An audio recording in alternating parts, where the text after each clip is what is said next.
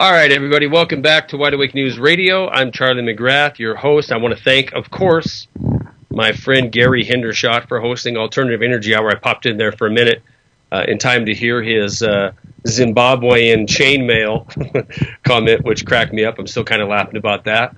Every Monday night, 5 o'clock West, 8 o'clock East, you can catch Gary's Alternative Energy Hour right here on Wide Awake News Radio.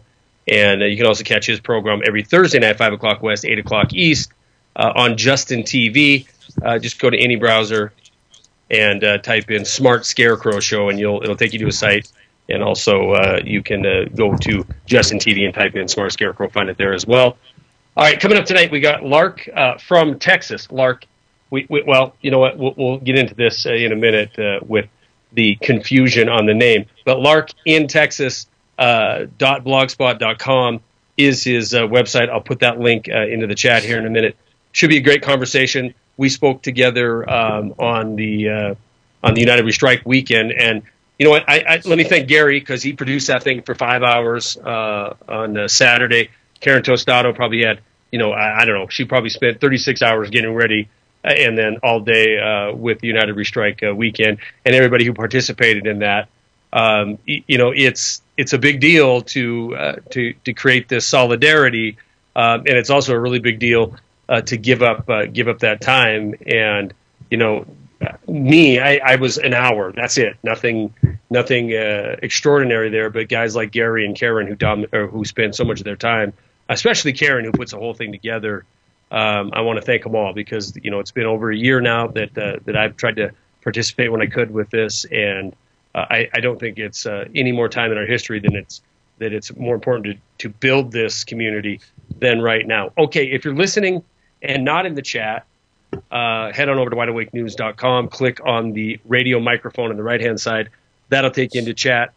We have about 30 people watching on Justin TV. If you want to watch the program on Justin TV, you can click on the link there in the chat room. We have about 40, 50 people in the chat room right now. So fill it up. Let's get the conversation going. I'm going to kick it off first, Lark, with a little story that I found interesting today, and then we'll break this thing loose here. We had yet another attempt over the weekend to sell the people of this country that giving up your freedom in order to obtain a little bit of safety is a good thing for you. I'll try this again. More faux terrorism was announced over the weekend. Friday, one Mr. Matthew Aaron Laniza was charged with trying to detonate a 1,000-pound vehicle-borne bomb in front of a Bank of America in Oakland, California. Now, the mainstream media did their part. They portrayed him as a domestic terrorist who had an AK-47 semi-automatic assault rifle with 30-round magazines. Not only one, he had two 30-round magazines. He made sure they had to point that out. And then the FBI was painted as this hero for saving us from yet another domestic terrorist. Now, when you cut through all the fluff of the mainstream propagandist media, you found that we have yet another FBI sting operation that took place. The FBI went after Matthew Aaron Laniza after a 2010-2011 conviction in which his father called the police and said, "My son, he's mentally ill, he's suicidal, he's threatening himself and the family."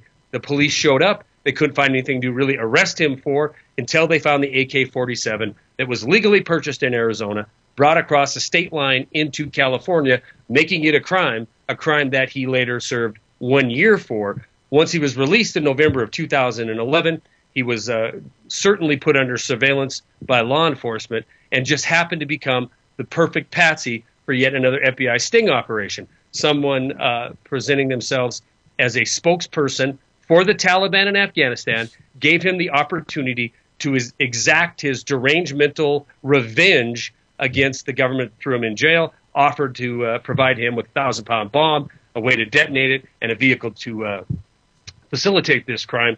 When he pressed the FBI provided cellular detonator device and it didn't go off, lo and behold, the FBI had their man. Yet another terror event thwarted. This is on the heels of last week, Quasi Nafis, who pled guilty because of alleged, or because I'm assuming some plea arrangement. Quasi Nafis pleaded guilty to trying to set off a bomb in front of the Federal Reserve Bank in Manhattan back in October. Once again, an FBI sting operation from start to finish. Offered him the explosive, offered him the way to do it, offered him the detonator, and when he tried to do it and it didn't work, yet again they had their man. This is the umpteenth one of these stories we've talked about in this new Orwellian 2013 police state. It isn't that crimes are being committed. You don't have to commit a crime. They make crimes up. It goes a long way in proving something that Benjamin Franklin said, and I've said on this show over and over again, in 1775. It was a few years ago, 1775. Benjamin Franklin said, and I quote, "They who can give up essential liberty in order to obtain temporary safety deserve neither liberty nor safety." Absolutely true in 1775, most assuredly true in Orwellian 2013.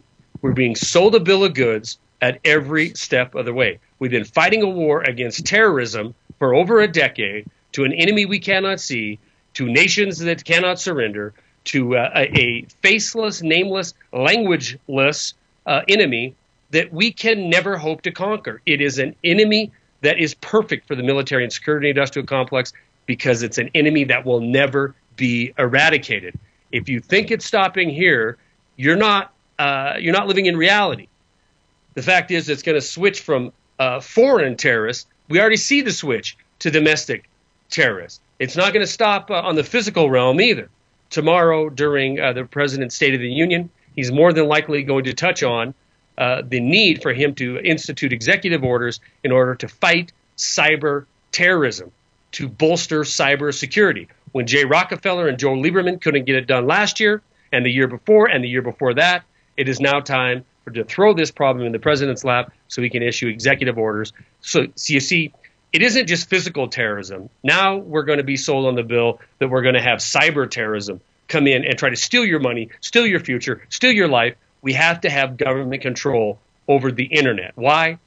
Because it's a direct threat to the powers that be. This thing that is the internet, this thing that allows the free exchange of information and ideas between people like Lark, myself, Gary, Karen, the 50 folks in the chat room, the people watching on Justin TV, the free exchange of this information and ideas is a threat to the establishment. It's a threat to the powers that be. It's a threat to the mainstream media. It's a threat to anybody who wants to dominate society through the use of fear tactics. They must get it under control, and I believe that's the next stage on the agenda. Control the internet, at the same time dismantle the Second Amendment so we can all be led in, ushered in like cattle to the new police state. All right, that's enough about that. Lark in Texas, welcome to the program. I'm happy to have you on here officially for the first time. Well, thank you very much. You know, Charlie, those words from Franklin, if we supplanted the word safety for that word security, it would, I think, approximate what we're seeing today. Would you agree? Absolutely. I would agree 100%. Not only that, you know, the actual statement, and I've read it because it's going to end up on my body somewhere as a tattoo. I've been trying to figure out how to word it. My biggest problem with plastering it on my body is I hate the word liberty. And it isn't because liberty is a bad thing, but liberty is associated in my mind with a grant from on high, right, from the government. They're giving me liberty to have rights. I don't think that's what Franklin meant in his actual statement, and the things I've read about that statement. You know, I think you could change the word essential liberty with freedom, and it would make much more sense to me anyway. Those who are willing to give up freedom in order to obtain a little bit of safety deserve neither freedom nor safety. But yeah, I think, yes, safety, security, fill in the blank. You know, this is absolutely what our forefathers warned us about, Lark. Oh, I babbled too much. Don't say anything. Now, Gary, now you watch. Lark, I need you as my witness during the break here. Gary's going to yell at me because I dominated this first segment. But I promise in the next segment and the ones after that, I'll give you the floor. We're going to be back with Lark in Texas and more Wide Awake News Radio in just a few minutes. Hang tight. All right, guys, welcome back to Wide Awake News Radio. Charlie McGrath on this 11th day of February, Monday. Lark in Texas. I dominated that first segment, but during the break, you wanted to break down the difference between liberty and freedom, and I think it's important. Somebody a long time ago broke this down for me, and through a little investigation on my own, I found it's exact. At least the explanation I heard was exactly right, and ever since then. I've had a little bit of a problem when I hear liberty being substituted for the word freedom. So please do. Well, of course, freedom, in my mind, goes to this thing that we call free will. We either deny that we possess it, we say that it comes from a creator, but ultimately, it is about free will. Or we can say freedom of choice. And what's an interesting exercise for the listeners is to go on YouTube and start with something called Understanding Free Will. And look at it from the various perspectives. But freedom is simply freedom of choice. And by contrast, liberty speaks to locomotion. The ability to go from point A to point B under one's own power of one's own volition. So that's really the difference between freedom and liberty. At my website, there is a representation of a Sumerian hieroglyph, which is said to be the earliest known representation of that word freedom and or liberty known to exist in the Western world. And it's called Amagi. A-M-A-G-I, or Amagi. And I always thought that was a very interesting representation. So what is Amagi? What is the back to Sumerian script or carved in stone? What is the direct translation? I mean, are they interchangeable? Liberty and freedom? Apparently so. Apparently so. They're interchangeable. Of course, language is a little more rudimentary in those days, we can imagine. But be that as it may, when we use those words freedom, we're really talking about freedom of choice and ultimately free will. Now, the society that's coming into being, which the powers that be wish to deny us, is precisely that, and that is free will as well as critical thinking. Because what they're trying to engineer is the ideal slave work unit. And so you cannot possess free will, you cannot utilize critical thinking, nor can you subscribe to something so archaic as the golden rule and be an ideal work-slave unit. Yeah, I agree with that. I mean, this is but if you look at the word freedom and look at the word liberty, at least the definition of liberty, as I understand it, it is you're being handed freedom, but you're being handed it by a government or by a person, to where freedom is an inalienable right. This is something that is a natural law, not something that can be given or taken away, as liberty can be taken away. Free will or freedom was a natural endowment upon our birth when we were imbued with spirit. And that word spirit comes from, it comes from the Latin spiritus, which simply means breath. It's an unconscious act that all of us are engaged in moment by moment. So when we talk about breathing, we're talking about that which is our natural endowment. It is our spirit.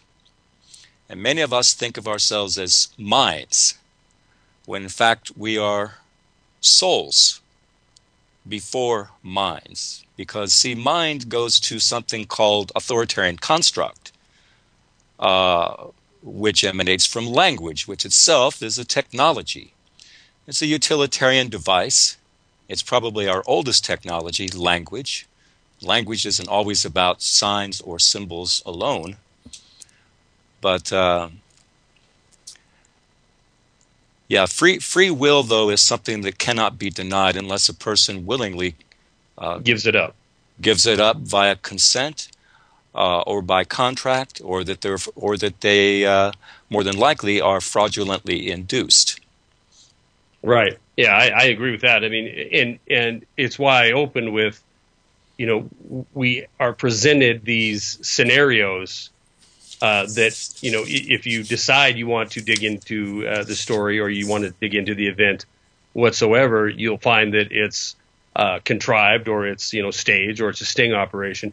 But I believe they're put in play so that we will willingly give up freedom for the promise of something else. So, regardless if we're tricked into giving up our freedom or if we knowingly give it up, is irrelevant. It's once you've given that power over to you've taken that free will and used it to give away, that which is ultimately the most precious thing we have, which is free will, which is this freedom. Lark, don't say anything because we're going to be taken into break here. We're going to be right back with Lark in Texas and more Wide Awake News Radio. Please hang tight. All right, guys, welcome back to Wide Awake News Radio. We're going to jump right off with this. Lark, when he was on and I was calling in as a caller, I was out of state, called in, and I listened to you talk about communitarianism, and I was interested and fascinated by it, and I believe if you sent me material on it, I don't remember seeing it. I do remember asking you for some, though. But be that as it may, break that down a little bit for us, because I was really interested listening to you describe the system we have now isn't communism, it isn't socialism, it is communitarianism. Am I saying that? Communitarianism. What is that? In short, it is a dictatorship of the community. And how about in long? I'm sorry? How about in long? I got yeah. Break it down. The U.S. government became a corporatist state in 1871 with the Act of 1871. The American Civil War, so-called, or the war between the states, the War of Northern Aggression, was in fact a communist revolution. And because we've had a socialist school system since the 1830s, the public school system, in fact, was founded by an avowed socialist by the name of Horace Mann.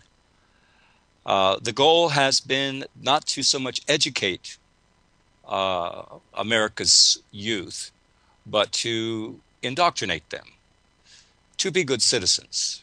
And remember, this word citizen is really synonymous with that word slave. That's what a citizen is. And communitarianism was spoken about during the World War II years. In fact, Mohandas Gandhi gave an address before the Royal Society propounding communitarianism. And so it's actually an old idea. If one goes into an encyclopedia, they can look it up. It does come from communist thinkers, communalist thinkers, metropolitan thinkers. It goes way back. It really goes to the structure of an ideal society. It's a utopian vision, is really what it is. And there were two people that I like to contrast that both held to utopian worldviews back in the 16 and 1700s. And the first is a gentleman by the name of Cotton Mather. Cotton Mather was invited to join the Royal Society. He was a Puritan leader in America. His idea of an ideal society went to the Lord's Prayer, believing, as Calvinist Puritans did at the time, that the ideal society was frankly a communist one. In fact, the Jamestown colony was a failed experiment in communist societal structuring. And now the second person I like to contrast Cotton Mather against. By the way, Cotton Mather was falsely blamed because of his writings for being really the instigator, the linchpin for the Salem witchcraft trials, as well as he was an advocate for the smallpox vaccine, a la his invitation to join with the British, quote unquote.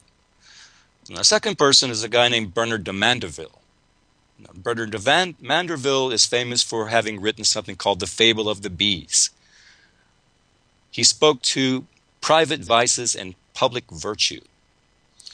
So he believed that the people that should be the philosopher kings that rule the society, which he likened to a colony of bees, was the people that admitted and in fact engaged actively in private vice while preaching public virtue, because they were the only ones really that were so enlightened enough to lead. And so there we have a contrast of what was happening in the world in the 1600s and the 1700s. Bernard de Mandeville in The Fable of the Bees was an important inspiration for people like Adam Weishaupt. And Bernard de Mandeville drew heavily from the Society of Jesus.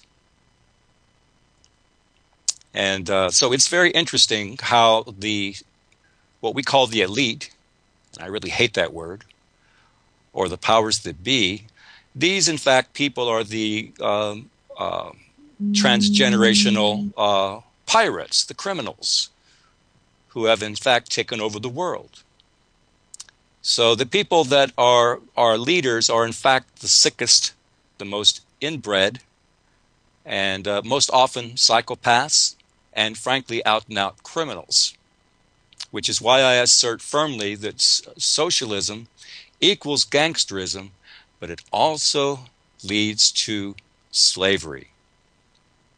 I agree with you. But where would you say? I mean, it's proven out, that the elite, that you hate to say, or the powers that be, it is about connection. It isn't about are they the best person out of 310 million to lead a nation. It's in fact, it seems completely counterintuitive. The same cycle of folks we get over and over again that have the right connection. What is the end goal? To get us all planetarily on the same playing field, to bring us all to one level, and then have this elite set ruling from on high with no public oversee, no constraints whatsoever on what they will do or what they can partake in, but this herd mentality for everybody else, that we're going to be nothing but drones in the hive? Well, I think it goes to this question of morality, frankly, and it sprung from the Age of Enlightenment. There was a lot of ferment in Europe, and men of learning, and supposed reason, knowledge, and science wanted to construct a world in which neither morality would rule nor immorality would rule, but something that they termed amorality, which means what they've sought to do is to turn the entire notion of 2,000 years of what we call the Golden Rule on its head, and redefine it as unscientific, if you will. This was in the 1600s. This plan was launched. Oh yeah, yes. Okay, all right. So this amoral, and there's a case can be made that it was launched much earlier, of course, but with an ultimate goal of having an amoral society. There's no right, there's no wrong. Correct? Right. Because bear in mind that people organized in corporatist organizations to what? To shield themselves from personal liability. H.G. Wells, not only did he write The New World Order in 1939, but he also wrote something called The Invisible Man. Now, what was he talking about? He was talking about a utopian vision for the future in which the powers that be, the philosopher kings, in the parlance of Plato, would be able to rule invisibly. You're describing exactly, I mean, exactly the society we live in, not just here in the U.S., but globally for that matter. Let's continue to break that down and maybe look towards an ultimate goal of these would-be elite. We're going to be back with Lark in Texas and more White Egg News Radio in just a minute. Hang tight. Lark is our guest. His site is Lark, I-N, Lark in Texas.blogspot.com. When we spoke on United We Strike weekend, you get confused with Lark and Rose because you're Lark in Texas. So don't make that mistake, the same one that I did. Lark in Texas.blogspot.com. I'll put the link back into chat. Lots and lots of good information here. And I just cursed him during the break because I told him I'll be perusing this probably for a better part of the night now because there's a lot of interesting information there. All right. This segment, we get about 12 minutes. And let's we're going to have you back on to talk some more about some of your studies and findings and things that I find on your site. But where does this all end up? I mean, if this has been a plan going back centuries to end up with basically sheep and then the shepherds, which are these people self-appointed elite, where does this all end up, and where do you see society right now in this timeline? I mean, are we going to continue to be dumbed down for another century, and to the point where we have a situation that you have Brave New World type worker bees that are fed their drugs every day, and then the elite who are enlightened a little bit more until you reach the upper echelons of true control and power into one or two hands? Well, I think there is a silver lining. First of all, we have to understand what socialism is. We have to understand that there are left and right components. And we have to understand what gangsterism is. And, when we understand what gangsterism is, we have first to have perused what is the meaning of honorable contract. Because really that's what all of law is. It really boils down to contract. I don't want to cut you off because I don't want to sidetrack you. But you said there really is a left and a right aspect. There is. Are you seeing is this as a legitimate conservative liberal thing, or are you seeing this as a left and a right divide and conquer tool? Or both? Well, it's very much a divide and conquer tool because it goes to what is termed today the Hegelian dialectic. But it also goes to what we can describe as deductive and or inductive logic or reason. Deductive logic speaks to the scientific method, which is how we arrive at solutions or the truth, the veracity of something based upon replicable experiments that provide the same results. However, with inductive logic, what happens is you imagine a plausible solution. Remember, Hegelian dialectic is about problem, reaction, solution. It's about the thesis juxtaposed against the antithesis to provide a synthesis. So this is what's called for in a socialist society, is this false narrative which pits a predetermined problem,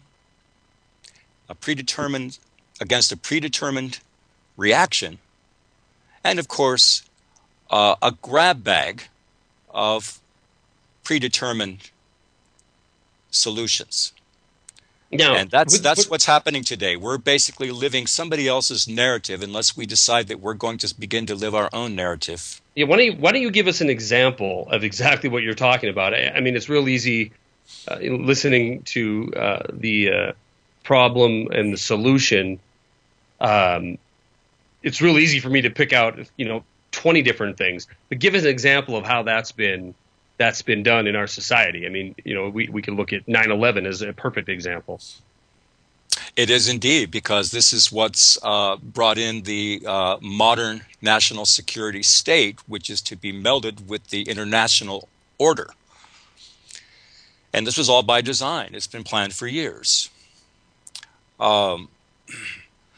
A quick word about the Fabian Society that was chartered by the Crown in 1884. It was actually partially funded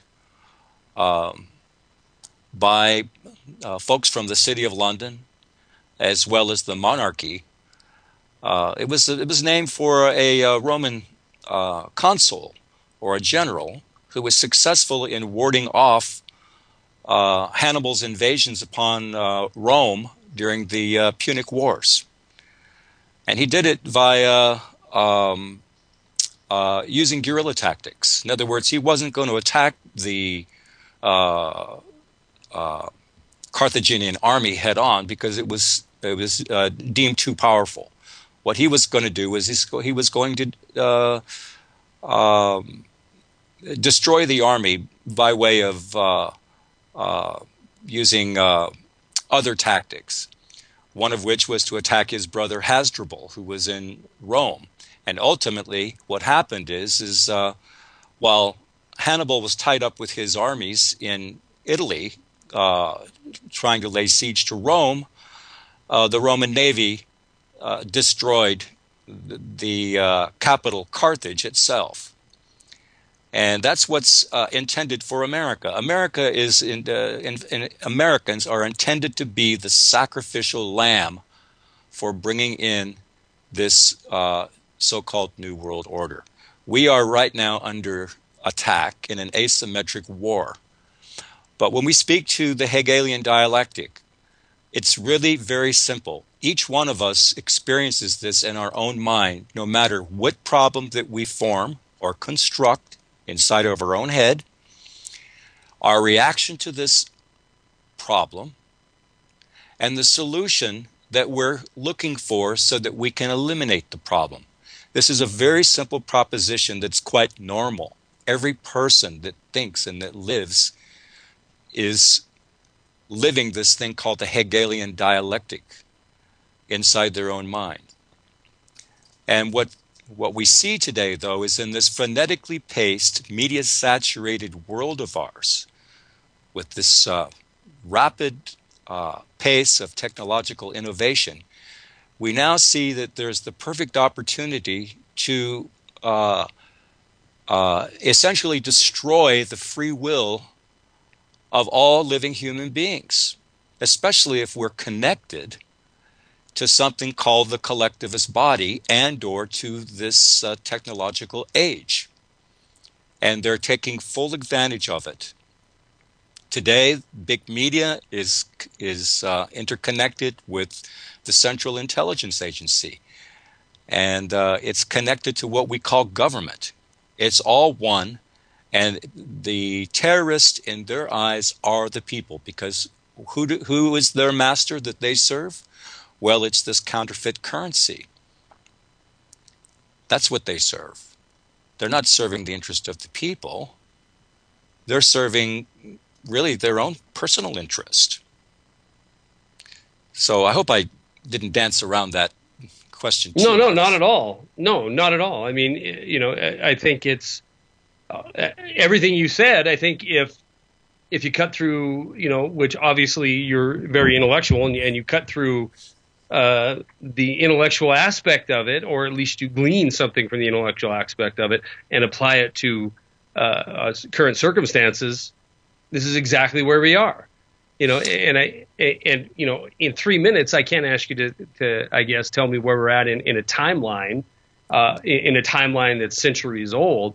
But it certainly seems that this causing a crisis and then offering a solution has been, as I refer to it, this governed by crisis mentality has completely over the last decade changed life as we know it. At least for those who are plugging unplugging from the mainstream or unplugging from pop culture. It has changed. This governed by crisis has dramatically changed our country, dramatically changed the world, dramatically changed everything we've thought about why we are willing to be subject to authority is something as simple as traveling, or why we will invade nations. The pretext for war has completely been eviscerated over a decade's time. So it leads me to wonder, we talked about during the break the KGB agent who predicted a breakup of the United States. You've said that's absolutely underway. I guess for my curiosity, how far along do you see us in this planned takeover, in this complete domination of society, globalist society? Well, I think really what's going to happen, I think it's quite far along, Charlie. Mm-hmm. However, what average people need to do is they need to first ask themselves, who is the author of their thoughts? And by extension, who is the author of their deeds, their actions, their activities? We also need to look in the mirror. And when we point to other people outside the image of that mirror, and we recognize that there are three fingers pointing right back at ourselves, who or what is indeed the problem? And so we're not going to be able to reverse this slide in terms of what is happening in America today, for instance, unless ordinary Americans begin to change the conversation and stop adapting the language of their oppressors. And in a society such as ours is today, and when I state that socialism equals gangsterism equals slavery, what has in fact happened is the philosopher kings, the occultists, have constructed a false narrative for our consumption. And in their minds, in their worldview, they've basically put into effect the Ouroboros, the snake eating its own tail. They have turned average Americans unwittingly into criminals. Examples are syndicalist organizations like the American Medical Association and the American Bar Association. No doubt. I really apologize. I didn't see the clock creeping up on us there. LarkInTexas.blogspot.com. LarkInTexas.blogspot.com. Please visit his site. Check it out. The information there is it's overwhelming, and there's pages and pages of it. So please go there, visit it. And Lark, we'll get you on again as soon as we can, probably mid-March or so. I think we have our next open spot. I'll ask Karen tonight. But fascinating stuff, and I appreciate your work, and I appreciate your effort. And thank you very much for being on with us tonight. Well, thanks for having me, Charlie. You're very welcome. And like I said, we'll get you on again real soon. Guys, tomorrow night, of course, Eric and myself, hour number 1, Greg Hunter is coming on. Hour number 2 should be another good program. Hopefully you can make it. Please stay tuned for Jeff Rins because he is coming up next. Have a good night. Peace.